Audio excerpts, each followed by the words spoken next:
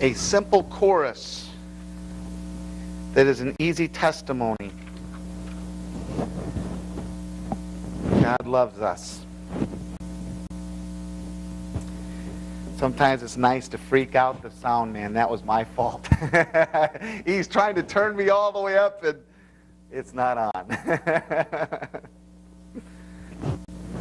This morning, I want to start off with a difficult video clip. It's kind of pulls on your heartstrings just a little bit. Some of you may know people like it. It helps us down the road as we look at insecurities. You know, other people have family troubles and they manage to mow their own lawns. I don't know where the pride and ownership is. They don't own that house. The landlord's supposed to maintain it. Mr. Baker puts every extra penny he has into caring for his brother. It's not our fault that their family has some chromosomal abnormality. It has nothing to do with chromosomes. When Julie's uncle was born, he had the umbilical cord wrapped around his neck. If he'd had enough oxygen, he would have been a perfect little baby, just like your son.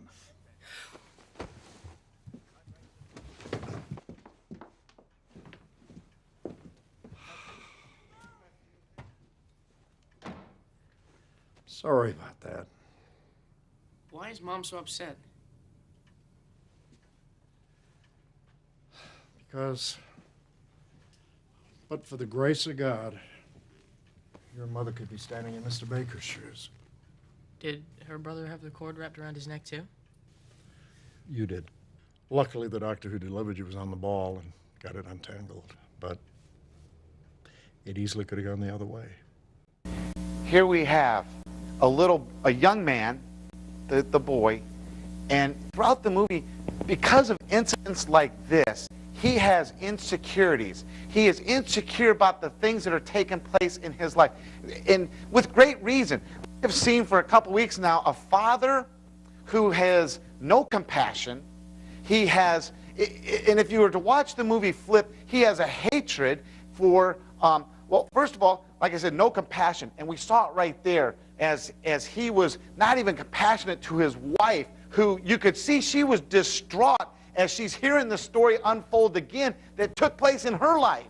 It just turned out different than the other family's life. And they're talking about the family that lives next door. If you remember last week or 2 weeks ago, we saw where, it was 2 weeks ago, he was painting the truck, the neighbor was. And the father, he had no compassion for that family. And on top of it, if you watch the movie, like I say, he has a daughter in this movie, and he doesn't like his daughter's friends. And on top of that, we definitely see that he dislikes the other family.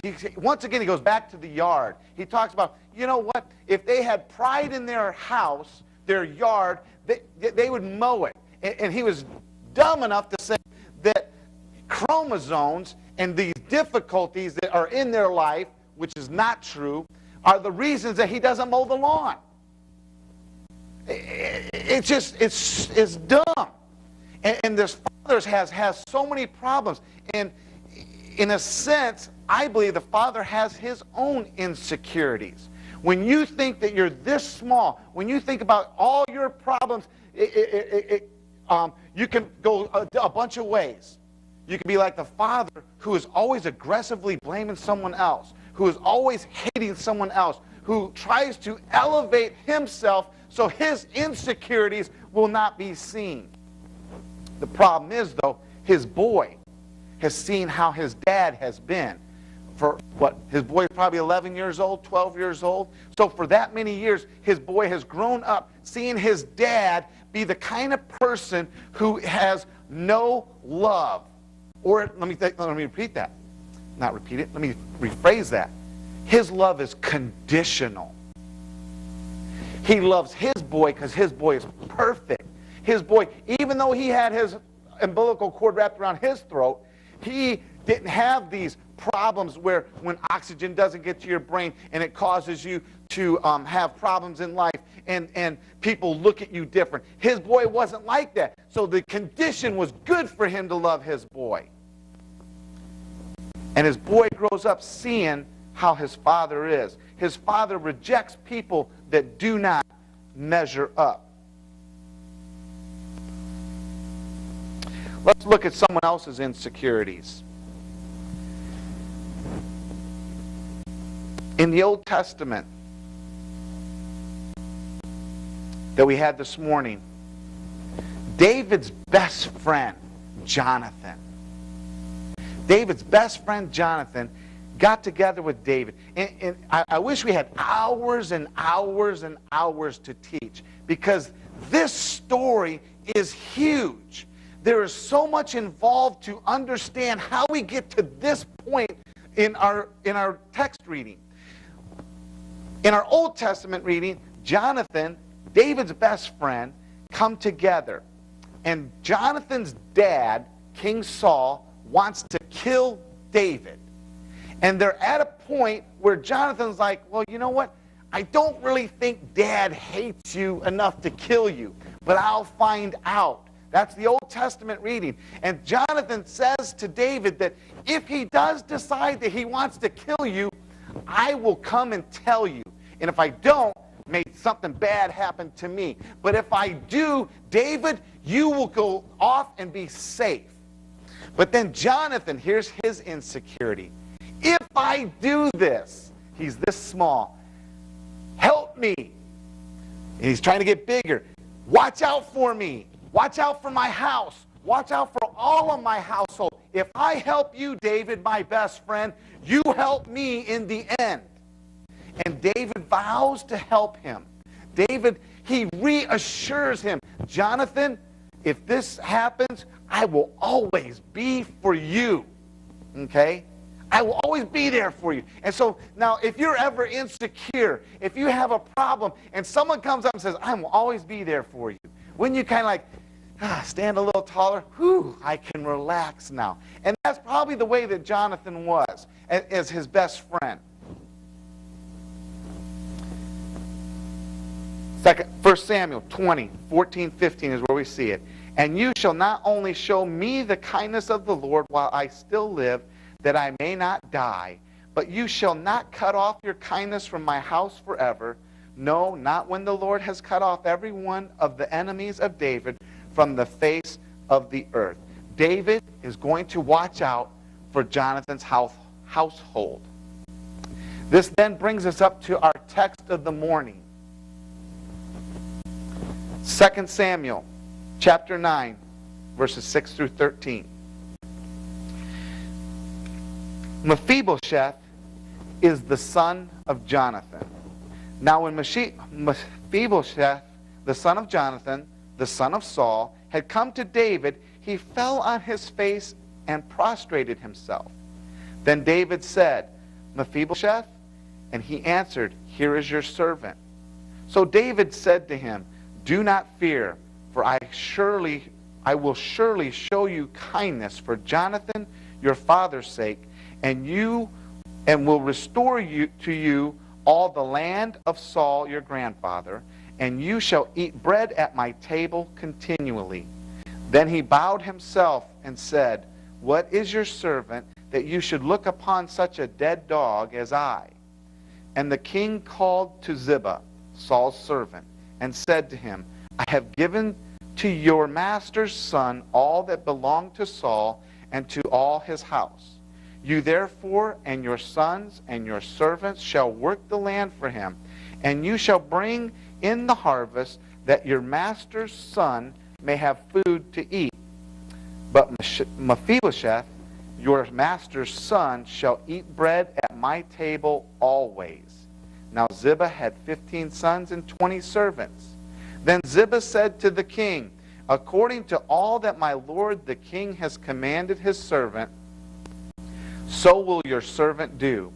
As for Mephibosheth, said the king, he shall eat at my table like one of the king's sons.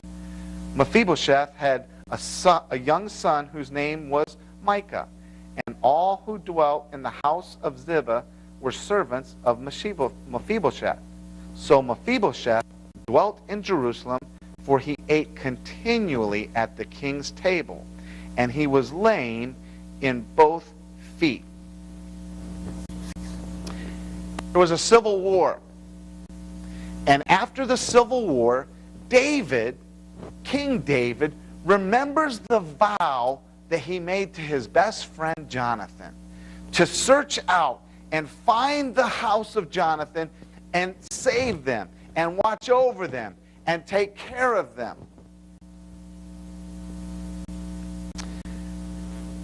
Jonathan's son, it's such a funny name. Jonathan's son, Mephibosheth, was introduced into 2 Samuel chapter 4, verse 4. Here's where we find out about his son. Jonathan, Saul's son, had a son who was lame in his feet. He was 5 years old when the news about Saul and Jonathan came from Jezreel. And his nurse took him up and fled. And it happened as she made haste to flee that he fell and became lame. His name was Mephibosheth. Mephibosheth had a hard life. He had a hard life ahead of him now, because Saul had pursued David to where David in turn had to fight. And as King Saul died, as the sons of Saul died, as the family was starting to die out, and Jonathan's now gone, and so now here is just a boy who is lame. And during the Civil War, as he's growing up, it was a thing that once a king was gone and King David comes into play, now that he's there, in those days, the crown, the kingdom, would search out for the remaining members of the toppled kingdom, and they would get rid of them.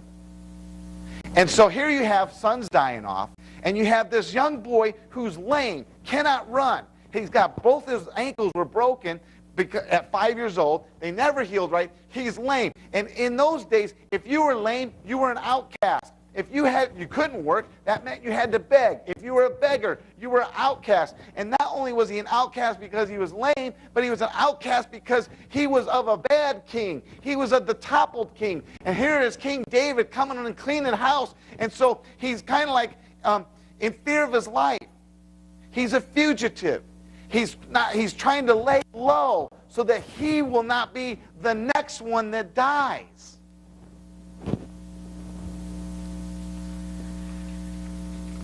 I can imagine at that point, he would be a young man wondering, why me? That's when insecurities start coming in. When you start thinking, why me? Why did this happen to me? Man, I could have been well off. He could have been in the line of the kingdom. Why me? I mean, there's a thought process he could have had, but now he's in a thought process of hiding. A thought process in preserving his life. There's other things that took place in his life as he's growing up. His dad is gone. His grandfather is gone. Who's going to take care of him? Who's going to feed him? Who is going to teach him the things that think about, he was 5 years old when he became lame. And at 5 years old, you don't know everything, do we? At 40 years old, 45 years old, 46 years old, we don't know everything. And so he's sitting there thinking, who is going to train me? Who's going to bring me up the way I need to go? These could be all the things that are going through his mind as he's growing up. And when you have nobody in your life that is helping you, that is guiding and directing you, it is an opportunity for insecurities to come in. It's an opportunity for doubt to come in. It's an opportunity for wrong to come in.